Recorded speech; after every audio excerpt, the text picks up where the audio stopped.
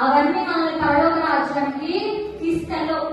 ఏదో మనం విన్నప్పుడు చాలా హ్యాపీగా, చాలా సంతోషంగా, ఎనర్జీగా, షేక్ వచ్చేస్తున్నారు, డాన్స్ చేయాలనిపించేసింది, అనిపిస్తుంది కదా.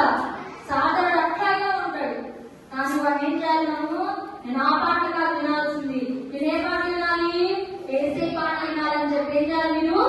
ఏం చేయాలి? ఏసే పాట వినాలి.